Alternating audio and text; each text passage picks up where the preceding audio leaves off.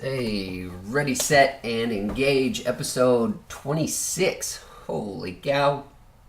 Views expressed here are mine and mine alone and do not reflect those of any organization that I'm affiliated with. And I got a handful of topics. So the I actually started compiling last week and just didn't have anything that was entertaining enough or that I really wanted to talk through, and then lo and behold today I was like, oh, why not? So the topics I want to cover, Blasey Ford, she was in the news last week, I think middle of the week, related to her usage of the GoFundMe. So I want to show you sort of a Santa hat. I don't think I even own a Santa hat. Maybe a good ask. Blasey Ford, there were two articles, and so I have a Fox News and a Guardian. They both basically say the same thing, and so we'll talk about that. A G20 video, the big news all over Facebook was G20, where there was the Argentine president and Trump on stage. Trump sort of shook and walked away, so maybe we'll look at the video, but at least I'll give you the link. And then why you probably shouldn't care. So we'll get into the USMCA. And then, of course, Saudi Arabia. I want to talk about Khashoggi and the calls for sanctions against Saudi Arabia, because I think that's really a fascinating development. And I'll bet that I don't have the link, and so I'll have to pull it up for a view of Yemen. In fact, let me put Yemen in my notes, because I think that's a critical piece that everyone seems to be forgetting when we talk about sanctions.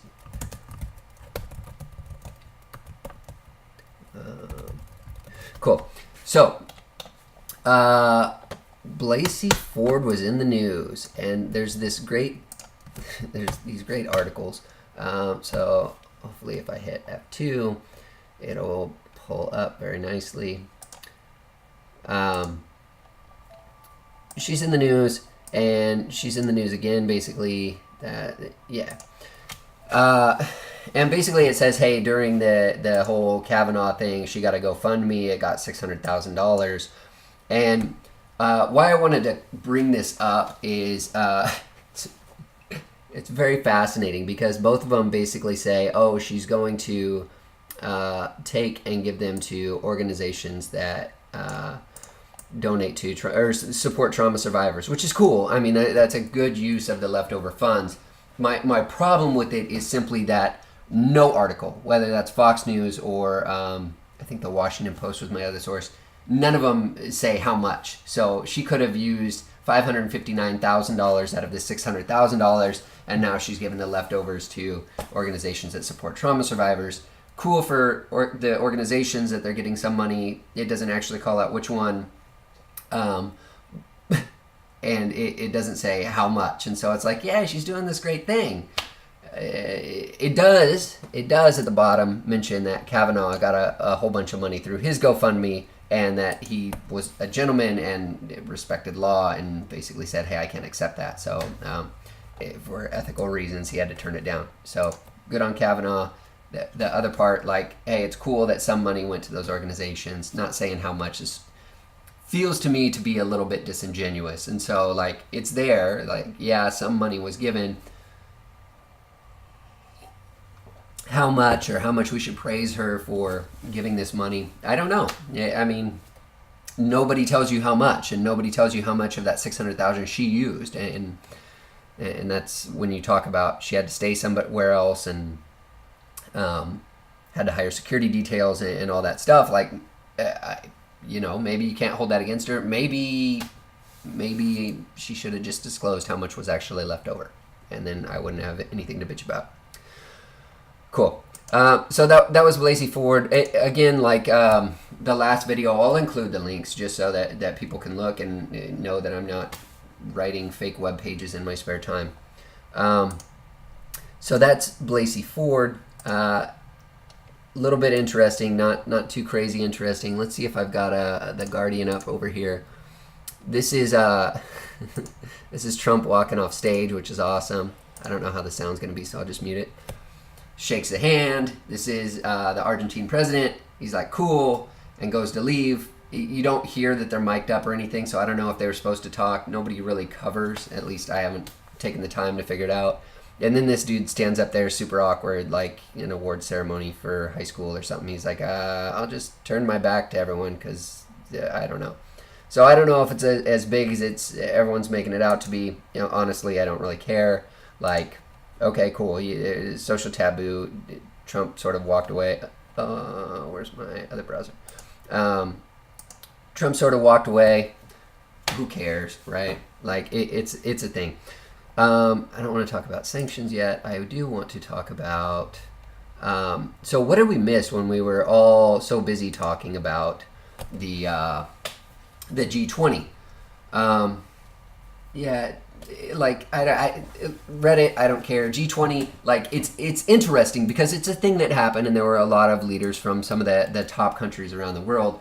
I will talk a little bit about Macron and France, but at the end of the day, right, like, it's a big summit where they all get together. Apparently 19 of 20 were talking about climate change again, and so maybe we will have to talk about G20 in France. I think I have a link for that anyway. But what did we miss last week when we were talking about this garbage and spending so much time on it? We actually missed that the USMCA was, I believe, signed into law by President Trump. And additionally, I really want to show this. Hopefully they haven't updated it since I read it the other day. Hopefully this is still unvarnished. Kushner receives the highest honor from Mexico. Oh God, this page sucks. And this is like one of the shortest articles I've seen recently, but also like one of the most sort of straightforward. Like, it's, hey, he received a top honor from Mexico. He received this because, yeah, Bush Sr. did pass. That was news. Trump actually said that he wasn't going to do a press conference related to the G20 until after the funeral services, which I believe were today. So respect to him for that. He had a number of posts on Twitter that sort of set up for that. But so here it's Kushner, and basically, like, he got an award for helping to bring together the USMCA, and there's not much coverage at all on the USMCA in the news. And I was like, well, that's weird. What the hell is the USMCA? The USMCA is the new replacement for NAFTA. And NAFTA, as you know, is a North American Free Trade Agreement that was signed in, I think, the late 90s. What's interesting about the replacement is there's almost, well, I couldn't find any sources 3 or 4 days ago when I was looking for what actually happened there. I did find, as I was looking, a number of Canadian sources that covered it, which, thank you, Canada, for actually, like, you know, giving some information about what was taking place in America. There's a number of interesting things. I tried to read the whole thing. Actually, I looked at the whole thing and was like, I'm not even going to try and read that. It's like 490 pages, and you can view it in its entirety. I can pull it up if anyone's super interested in it, but it's 490 pages of legalese, mumbo jumbo stuff. But the low points or the high points or the things to take away are, I think this article here, again, I'll include it in the notes, actually talks about the 1.8 million cars that Canada imports to the U.S. each year. This is important because the agreement says that 2.6 million can be imported into the U.S. each year without facing this tariff. One of the other things it did was it took and it said, hey, for every car that's manufactured in one of these nations, 75% of it has to be from a manufacturer in U.S., Canada, or Mexico, up from the current of 62.5%. So that's interesting. It does a little bit better for the automotive industry, despite what you might have heard in the news last week related to GM's closing down factories. But we did already talk about that, so I won't spend too much time. And this is important because we've been talking about national security and the Department of Commerce weighing in on whether or not the vehicle import or passenger car imports, because trucks are already tariffed at 25%, or I believe, I'm pretty sure on that. So this would be passenger cars tariffed at 25%. This makes Canada not have to worry about that currently at their current import rate. Dairy, the U.S. gets to send more dairy up to Canada. I think it's like 3.6%, so it's not huge. To me, I don't understand the full impact of it. Obviously, some people are upset about it. I believe because Canadian dairy farmers believe that it's going to screw up their sale rates or something, or maybe vice versa. No, scrapped a recently developed pricing rule for ingredients. Canadian farmers unload surpluses. Yeah. Steel, I don't remember anything here being crazy. It's still the tariff on steel, which is levied by the Department of Commerce. It's a national security interest. Basically, they said that we closed down most of our smelters for steel, and because of that, if we ever entered an elongated war, the U.S. would be unable to maintain its machinery, guns, munitions, etc. And so we need to have more smelters open here. Thus, the 25% tariff on steel is meant to protect national security interests. I'm not too surprised by that. I think it kind of covers it here, which is very cool. Again, this is a Canadian website, so good on them. There's a little bit of arbitration stuff, like shouldn't really care. Wine, I don't remember caring about this. Sunset clause says, hey, don't screw up, and this will expire in some number of years. I think it was meant to be like 15 or 16 years, but it also says, hey, if somebody breaches the agreement, we can revisit it sooner. Excuse me. I don't remember reading too much about copyright. Drugs, they say more, not name brand, generic drugs will be able to enter, so hopefully pharmaceutical prices can go down. Online shopping, Canadians used to only be able to buy $20 worth of goods online shopping in the US. Now they're able to buy up to $150 without reaching like a taxation sort of tariff. Oil, nothing really that I found crazy.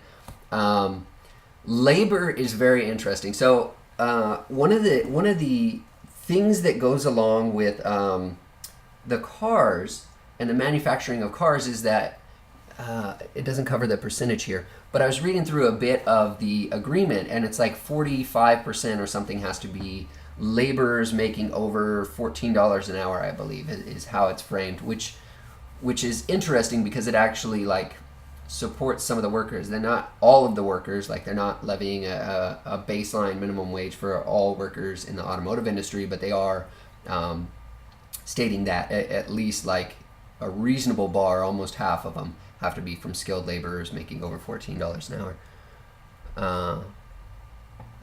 Craig, I don't want a subscription to this website. Signing up for a subscription to a website is like, what am I going to do? Do that for every news organization that I ever read? Like, you'll see in the list of links. Like, I have Vox, Business Insider, CNN, New York Times, Fox News, Huffington Post. I already said CNN. There might be a Washington Post in here too, but like, I'm not going to pay for all those people. Half the people I disagree with a lot of shit they're doing. Here's the interesting one though, right?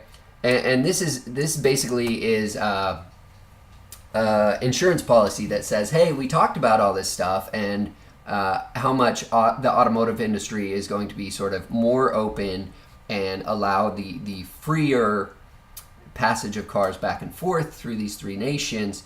What it does here though is say, hey, if, by the way, you do some back-end deal with China and you think that you can bring stuff in through China and then throw it through the free trade agreement that we have, or the freer trade agreement, I don't know how you'd frame it, the USMCA, then we reserve the right to renegotiate or revisit this trade deal that we have.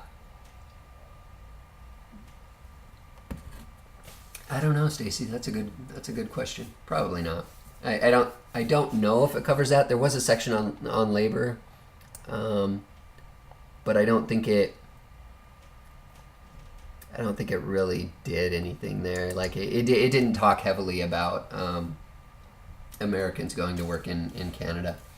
So that was the USMCA, right? Just from a Canadian perspective, I think I might have found a link. Let's see. It might be Vox. I didn't read through the full Vox article. It basically says, hey, this is a replacement for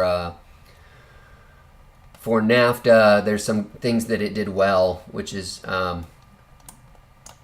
probably about as good as you're going to do, right? And then, of course, they caveat it. Obstacles still remain. Sure, like nothing's perfect. I get it. So I'll include this link as well. I didn't read through it, so I'm not going to talk at length about what's included. I guess net, and I think, what did I show you over here? I showed you The Hill. Yeah, so The Hill had an article, AOL had an article, and basically said Kushner won this award. He won the award for negotiating this thing, and this thing is going to replace NAFTA. So it's kind of a big deal. We probably should have heard a little bit more about it. I remember in the 90s, NAFTA was huge news, and I think I was in like 5th or 6th grade. Like I wasn't that old when I was hearing about all that. So ta-da, USMCA, a bit of information about it, and then of course I'll include the links to that as well. So the USMCA is in there. Is it more important than G20? Well, at G20 there was an article today, and I didn't read it because I didn't care. That 19 of the 20 nations that were at the G20 were in support of climate change and whatever. And that's, don't get me wrong, like if people want to do stuff good for the climate, that's cool. I guess the other thing to cover on the USMCA is there's been news today that the trade war with China, which really means the enhanced tariffs, have been pushed back for 90 days. And then there's an article, I think I have it open on my phone, that basically says like China didn't mention the 90-day thing in any of their, of course I don't have it. So I already closed it.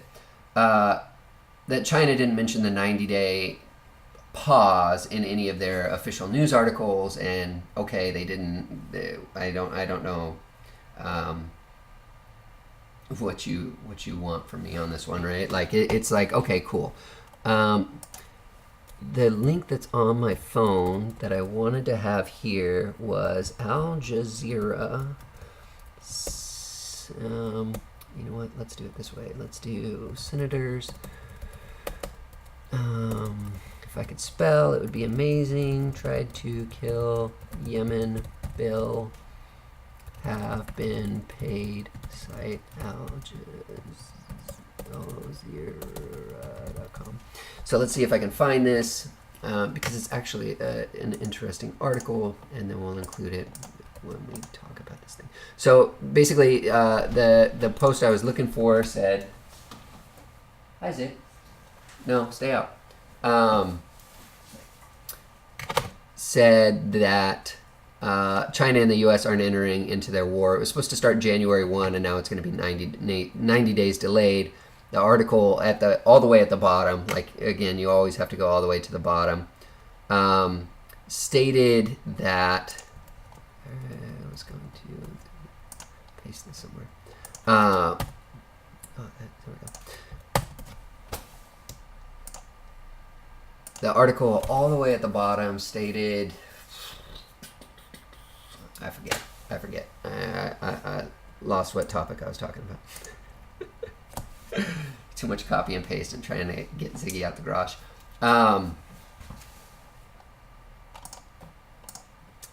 So the USMCA, big news. G20, also big news. The interesting thing there is AOL, Vox, Trump, no. China and tariffs, yeah, so I have a CNBC article. Why do I not have this crap open? So while they were talking about climate change and getting all excited about climate change, it's very interesting. Let me make sure I have this in the notes. Because what was happening, or what's been happening in France, is actually riots. And so for the last 3 weekends, French workers have been staging riots because they're about to pass a really high gas tax. And so this sort of has really, really sort of into the world looking imagery where they're looking at the Arc de Triomphe, and in the background they're shooting gas canisters over it and water from fire trucks to disperse the crowds, right? There's all sorts of turmoil that's been happening in France over the last 3 weekends, and basically tariffs should go into effect like June.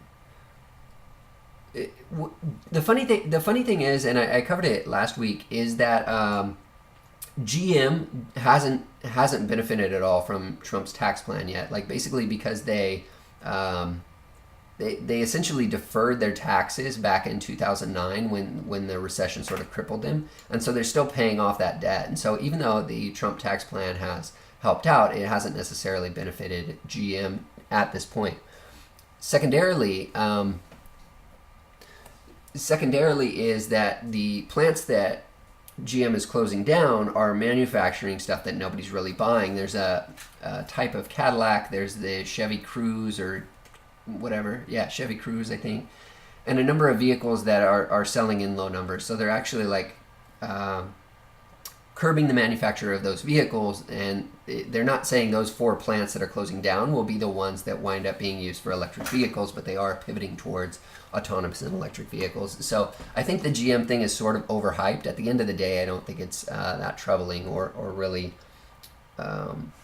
should be the central focus of what we talk about. Not to say it's not interesting, I just don't think it's the top of the list. So this is basically, hey, G20, everyone went down there and, it was this great thing on climate change. Well, when you zoom in and look at France, specifically Paris, there's a bunch of riots that have been happening for the last 3 weeks. And basically the feeling of the voice of the riots is that the rich are overly taxing the poor again, screwing the poor over. And so it's legislation, or it's rule by the rich, the bourgeoisie, which ironically is a term that is French in origin, if I'm not mistaken. And so in the video on this page, they actually talk about 1968, when they had similar riots that were happening in France. And so this is being represented as the biggest riot since 1968 in France. Again, at that time, it was sort of the proletariat or the working class that were rioting or protesting against the rich.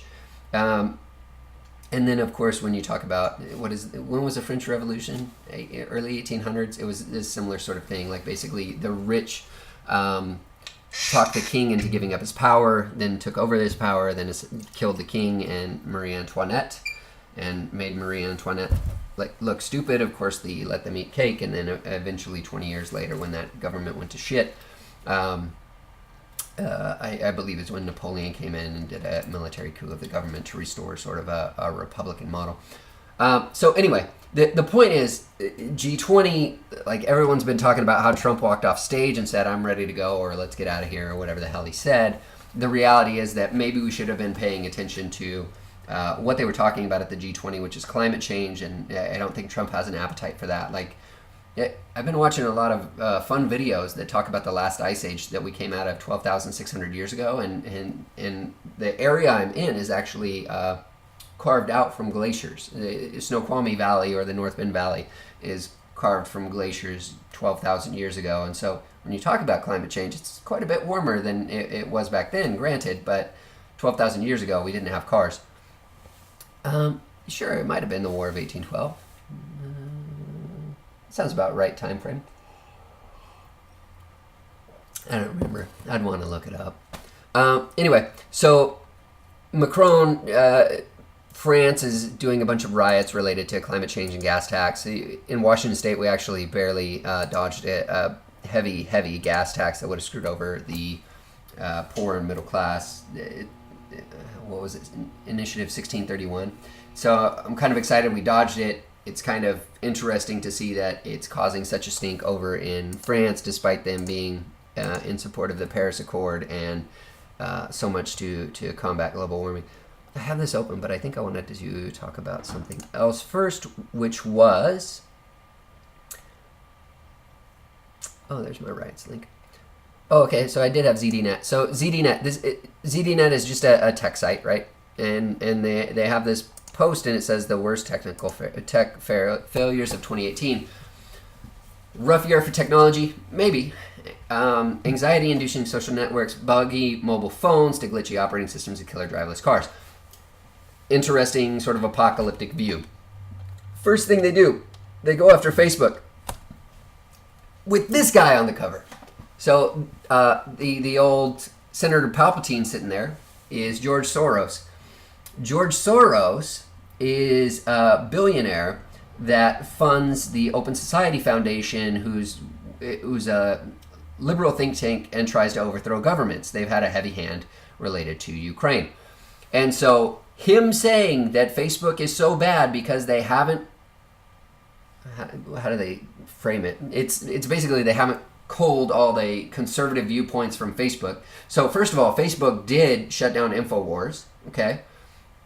It has taken and removed a lot of conservative ads, especially political conservative ads, up and before the election. Like, nobody's really contesting that. So this is basically saying, well, they haven't gone far enough, which means they haven't shut down your First Amendment enough. Thanks, George Soros. I appreciate it. I'm really not a fan, in case you caught that. Twitter basically saying they didn't do the same thing. Project Dragonfly, I believe, is the China Great Wall of China, or Great Firewall of China, where they try and shut down internet traffic that might speak against them. Yeah. Project Maven, helping out warfare. Like, who cares? Google Plus never really took off, so it's talking about how they lost the data. I want to say one of these talks about how Google was basically hacked by China, utterly infested with malware. Yeah. Anyway, they basically like lambast all the big tech organizations, and the thing that drives me nuts is it started out by saying Facebook is bad because some people were able to express their views, which whatever. So ZDNet, you're not. I'm not your biggest fan right now. Khashoggi. Cool. So we just now talked about George Soros and the Open Society Foundation. There's been a number of news articles related to either directly or indirectly him. And so one of the interesting things for me is I've started reading Spygate. And Spygate is written by former Secret Service agent Dan Bongino, I don't know. Trump actually recommended the book last week, which was interesting. I had bought it the day before because I saw this guy speak. One of the things he says is that the DNC has evidence, and he pulls evidence from CNN, Washington Post, New York Times sort of places to show that they had lobbyists from Ukraine that were working to interfere with the election at the same time as Manafort, and they actually had the backing of the president that we talked about last time, and I don't remember if that's Poroshenko or Yushvinich. I think it's Poroshenko. But basically it's, hey, they've been meddling, and if you really looked, and if you were really Mueller and wanted to look at government meddling, the people who supplied the dossier on Trump were actually sort of paid in part by this governmental agency in Ukraine and the Open Society Foundation, which of course brings us back to Soros. So that's interesting, right? But really what I want to talk about is Saudi Arabia. Why do I want to talk about Saudi Arabia? Because, can I close a bunch of this shit? Okay. Oh, okay. So I want to talk about, Saudi Arabia, because Saudi Arabia's been in the news recently. Why has it been in the news? Well, that ain't it. Because there's this guy, Khashoggi, and if memory serves me right, he was a contributing person to the Washington Post, I believe. Somebody can keep me honest. So contributing journalist to the Washington Post. And he was in a consulate, I believe. And people followed him in, murdered him. like maybe brutally beat him. I haven't read the death report. So last week there were all these calls for sanctions against Saudi Arabia, and from that came an article. Where the hell is this article? Al Jazeera, that's the one I wanted. So came this article, and I was like, wow, that's really interesting. Al Jazeera is interested in our sanctions and starting to say, hey, there were pro-Saudi lobbyists that paid the Republicans who didn't vote on this sanction bill, right, or in favor of sanctioning, and so it's hey, here's this thing. They received $19,200, which is money. It's not a crazy amount of money though, and so I was like, that's very interesting that Al Jazeera is covering this. That so many people are talking about Saudi Arabia and sanctioning, and of course. Khashoggi. And of course, hey, there's this guy Khashoggi, right? And so this article from Al Jazeera, and I wish I remembered where Al Jazeera was out of, but it starts out by talking about, hey, there's a bunch of Republicans who got some money, and so we should be worried that they didn't vote for sanctions against Saudi Arabia. If you've read the news since this time, of course, Trump didn't vote for sanctions against Saudi Arabia. Senator Lindsey Graham said, I changed my mind because I'm pissed. Interesting. Of course, they call it a dictatorship, which they're calling Yemen a dictatorship, which is interesting, right? Because essentially the sanctions against Saudi Arabia is helping Yemen, and it's helping the established government of Yemen. And so this article actually talks about the Houthi rebels that have gone in and taken about a third. They took the capital city of Yemen. Okay, so it went from being Saudi Arabia to now we're talking about Yemen. Well, why is it interesting to talk about Yemen in Jamie's perspective? So I don't know where you would read this. I think I read the Wikipedia article on Yemen in order to get a little bit of context of what was going on there. Especially related to the Houthis, but it might be as well this article. And so here's your thing saying, hey, the U.S. has been helping Saudi Arabia with an alliance that is helping Yemen and helping the established government be able to try and retake control. The Houthis, I believe, have been receiving help from Iran, which may or may not be covered in this. Yeah, and this is just, it's such a bad thing that the U.S. isn't being so mad at Saudi Arabia. So the Houthis have taken about a third of Yemen. That's an important thing to know. Let's see if we can do conflict in Yemen. This is sort of how I read the news, for what it's worth. Why is there a war? Yep. And we'll see if they got a map. So this map right here.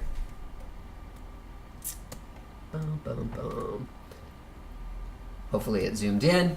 This map right here is interesting, right? Because this left region is controlled by the Houthis, and this is an Iranian-sponsored rebel group that's working to overthrow the government. The red area is the actual government. So the red area controls way over here and over here. This white area is interesting, though, because it controls a bunch, too. And who controls it? It's called AQAP, Al-Qaeda in the Arabian Peninsula. And so by withdrawing our support of Saudi Arabia, who's trying to keep the government... Oh, shit.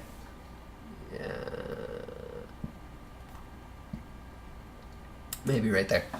By helping the Saudi Arabian government, right, who's trying to keep the Yemeni government from being overrun or killed off by the rebel group and Al-Qaeda of the Arabian Peninsula, where all of a sudden, bad people and everyone wants to stop our support for Saudi Arabia. So then we get to Khashoggi, right? And Khashoggi is this figure that has everyone up in arms that, we want to stop supporting Saudi Arabia. So who is Khashoggi? I believe he was a commentator for Washington Post. Nobody will hide the fact that Washington Post is a liberal magazine, or whatever the hell you call it these days, propaganda wagon maybe. So worked for or helped out with Washington Post articles. Okay, that's cool. What else, right? Because just working for the Washington Post probably isn't enough to get you jacked up. So if this was the Al Jazeera. Yep, we can close that one out. Oh, by the way, when we were talking about 19,200 coming from Saudi Arabia, and how these Republicans voted no on this thing against Saudi Arabia, and they got 19,200. The first thing that sort of popped in my head was the Clinton campaign, and how the Clinton Foundation received between 10 and 25 million. It's such a broad range because they don't list exact amounts in their disclosures. So it's between 10 and 25 million from the Saudi Arabian government prior to Hillary's tenure as Secretary of State. And then I believe they received $500,000 or $1 million for old Bill to give a speech. I can't assume that he's that interesting, but whatever. And so, and this is New York Times, so I mean, you take it for what it's worth. It's a liberal-leaning thing. So basically, like, there's bipartisan support that we need to do sanctions on Saudi Arabia. Okay, maybe, right? What are the sanctions for? The sanctions are because Khashoggi got killed extrajudiciously inside, I believe, a consulate, and I want to say it was in another country. I don't know if it covers it in here. I don't want to look for that detail. But what's interesting about that, right? First of all, you have to understand Saudi Arabia is not the United States. The Constitution of the United States that says freedom of the press isn't necessarily the same thing. And so while it's a supposition that they should enjoy the laws or enjoy the framework that we have, that's not necessarily the case. They also have a king and a number of crown princes. So who is Khashoggi? Well, he's a journalist. Okay. Who else? Oh, look at that. CNN has Khashoggi's private WhatsApp messages. And if you read down on him, basically he says we need to get a group of, I'm going to paraphrase a bit. Yeah, I sent you a brief idea about the electronic army. Brilliant. I'm going to start, hate tweeting. In here, basically, he says, I'm going to start to compile money and get money together because we think it'll cost $30,000 to get this this electronic coup to be going. I don't remember how they framed it, but that's basically it. Then, of course, the somewhere in there, yeah, he loves forced suppression and needs to show them off. And this is about the crown prince. Tyranny has no logic. And so at the end of it, basically, like, it gives a bunch of the excerpts of the conversation, but he talked bad about the crown prince, and he talked about an attempt to use an electronic cultural revolution for intents and purposes. I mean, you can read that page if you really want to undermine or start to remove the influence of the government. So you're basically talking about sedition, right? You're talking about treason at this point. Did they kill him extrajudiciously? Probably. I assume so, unless his court case was heard in absentia in front of the crown prince and the king. I don't know. I wasn't there. What I can tell you is now it looks like Khashoggi was guilty of trying to overthrow or demean the government of Saudi Arabia. Saudi Arabia, of course, didn't seem to take it that well.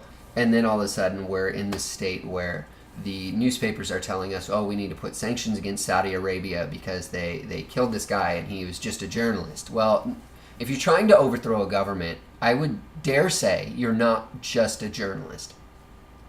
I don't know if that's controversial. So what we have is a bunch of the liberal media supporting sanctions against Saudi Arabia blaming Republicans for, countering it or not voting for it, and obviously they're biased because they have some influence or have received $19,000 from Saudi Arabia. Can't dispute that. I haven't seen articles that dispute that. I don't know if that's a case I would want to dispute or care to dispute. Anyway, what I find fascinating though is that what they didn't cover until, I think this one was yesterday.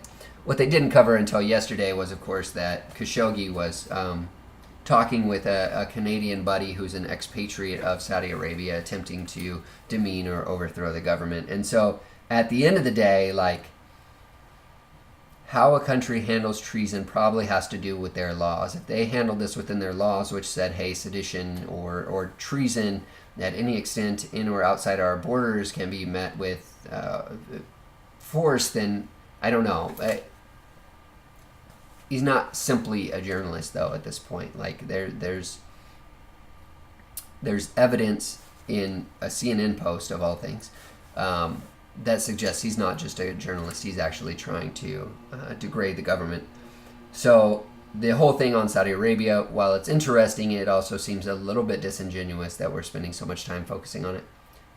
I don't know if I'd class it as a spy, because they don't make it in the transcript you have. So the green and the white, as I'm scrolling through, is a transcript. They don't make it clear that they're answering to a higher power. I don't remember if this mentions anything about the governmental bodies of Ukraine and the Open Society Foundation. I don't think it does. I think it just very simply looks at Saudi Arabia and Khashoggi. And so I can't say if he's a spy or not. It wouldn't surprise me. I mean, every time I hear activist, I think,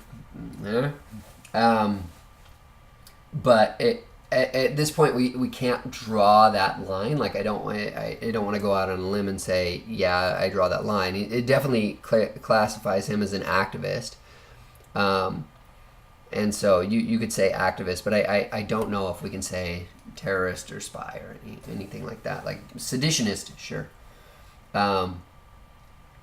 And so I think that was. Let me see if I have other articles. No, I do mention in my notes Spygate by Dan Bongino, which I think is, so far it's a decent book. Like, he has a ton of citations. I haven't clicked on all the citations. I think he's had 40 or so in the first couple pages. He talks about how you write, how you write a warrant, and the paragraph 1 in the warrant is why you're doing that warrant, and then the dossier and the FISA warrant basically had none of that. It was garbage. So if it's treason, in the U.S., treason is still a capital punishment, if I'm not mistaken. Like, yeah, you have due process, but like the penultimate response to it, I believe, is still capital punishment. So yeah. Yeah, so Spygate, interesting book so far. I'm probably like 5 or 6 pages in. It has a ton of citations, so it really is like either a scholarly article or a warrant that you would write about. It's something big that's going on. So I think that covers the articles that I had today to walk through what we talked about. Blasey Ford and how she's all over the news. Oh, I forgot about finding articles on Avenatti. Avenatti is in trouble again. I think him and Stormy Daniels had a fallout. She's asking where's her money or something like that, or something nutty. And then today they reached a niceness agreement. Remember, Avenatti was talking about potential runs for the 2020 Democratic presidential candidacy, which that should frighten all of us. I don't know what else to say about that.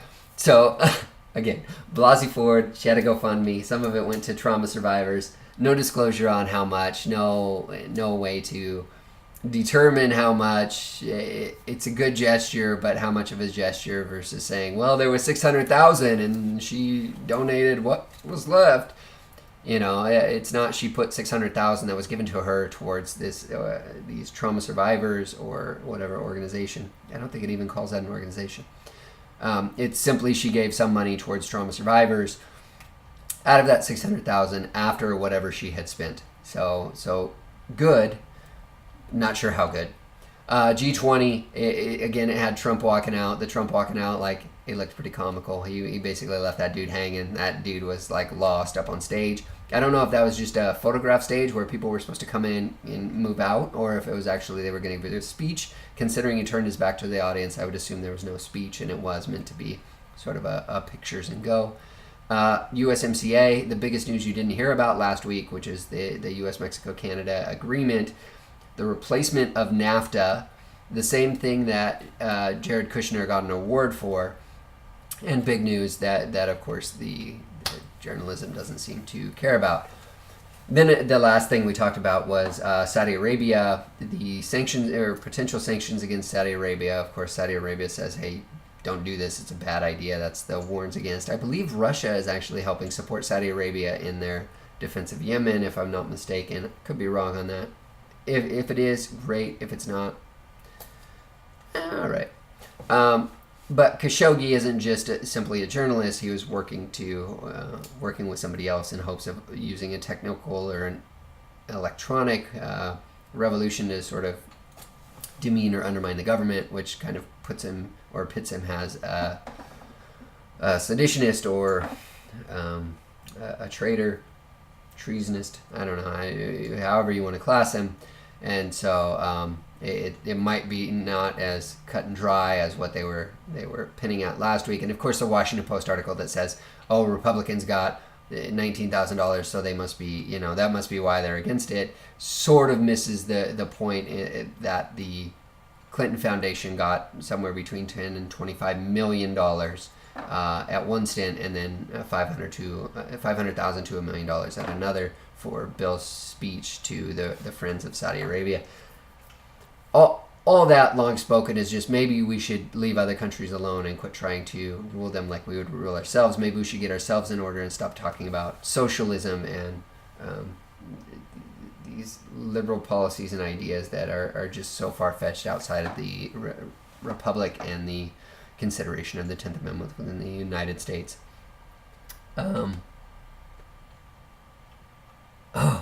Dude, Ukraine is so fucking crazy to me. Like, the Spygate with Dan Bongino, it actually talks quite a bit about Ukraine and about the lobbyists on the Democratic side. The DNC actually paid a huge amount of money into lobbyists over there because they supported the new president, which is a socialist sort of overthrower of the government that actually supported influence from Russia or was friendly with Russia, which I believe was Poroshenko. So Ukraine is crazy. Ukraine is fucking crazy. And the fact that we're not paying more scrutiny to understand what's going on in Ukraine and how much the Open Society Foundation has influenced the government in Ukraine to throw it over, which will probably be its demise just from a financial and a liberty perspective, is frightening. Not only that, they're obviously in martial law, which is what we talked about a number of days ago, but it's not as bad as it sounds like with martial law, roughly paraphrasing some of the stuff I've read. Yeah, Ukraine I talked about in Ready, Set, Engage 25. Not as many people as usual watched it, so I don't know if it didn't show up on people's timeline or just like it was bad timing in releasing it, which is also part of the reason that I left 5 or 6 days, probably almost a week between that one and this one, just so people have time to consume if they so want to, and if not, then that's fine. We'll just keep moving forward. So those are the topics that I covered. I'll update the notes and include all my links and stuff that I had in case anyone wants to read over the articles that I had today. And again, hopefully this is something of a more consumable format. I show you more or less how I'm going through articles, and when I read them, I start looking for other sources that either corroborate or add more color to what story's going on, which is why we wound up on Wikipedia looking at Yemen and the control of the nation at this point in time, and how I feel that that's an important piece. Yeah, the port, the corruption, the seizure of 2 Ukrainian vessels, how they didn't follow the treaty of 2003 with Russia. That's the port of Kyiv, I believe.